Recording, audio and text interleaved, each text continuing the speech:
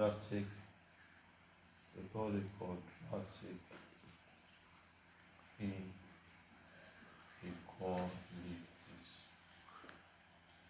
And you must first understand what the quadratic equation is.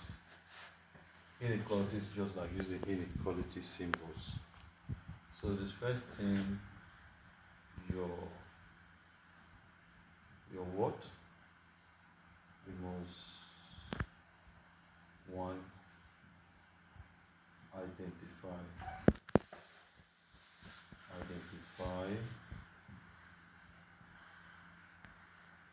quadratic equation. To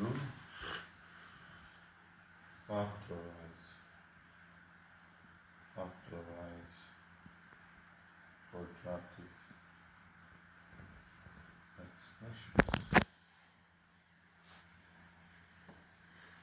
expressions. Then number 3,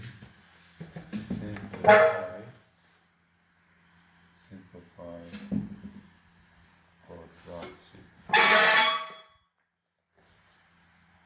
inequality. So if you look at it very well, we have the question that given us is we have x squared minus 2x minus 3 is greater than 0. So this is an example of quadratic inequality. So if you look at it, let's bring out the quadratic expression, which is x squared minus 2x minus 3. So this quadratic expression. So to factorize it, that you know already, this will multiply by this, that gives us what? Minus 3x squared. So bring 3 and write the factors of 3, which is 1 times 3. Those are the factors.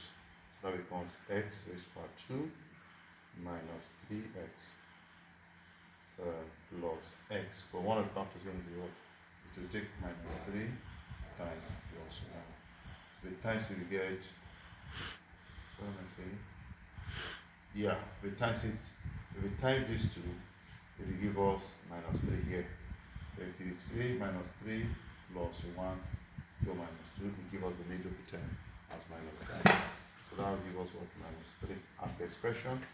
So that's going to be x into bracket x minus 3, then plus 1 into what? X minus 3. So that gives us what? X plus 1, then x minus 3. So this is the quadratic expression. I'll bring back my inequality greater than 0. Did you understand? Yes, sir. Now, whenever you have greater than, so it means that what? First of all, let's write the x plus 1, equate them to 0, x minus 3, equate them to 0, so x will be plus minus 1 or 3. Minus 1 or 3. So whenever you have greater than symbol, it means that the inequality graph will not join. They'll all go on a separate ways. So you're going to have x is less than beta, or x is greater than what? Alpha. Now what does the alpha and the beta stand for? It stands for the root of the quadratic equation. Right? The positive value is for alpha, while the negative value is for beta. Right? So it's going to be what? X is less than what? Minus 1, or x is greater than what? 3. So that's the inequality simple solutions. That's what I ask you to do. So if you draw your graph this way, you have this to be 0, 1, 2, 3. I have the minus 1, minus 2, minus 3. So that's it. So you take this symbol up, put a circle, greater down will move this direction, right?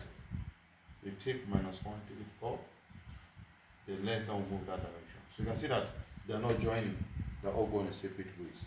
That's what it means by what quadratic inequalities. You understand? Yes, sir. Good. So let's also solve.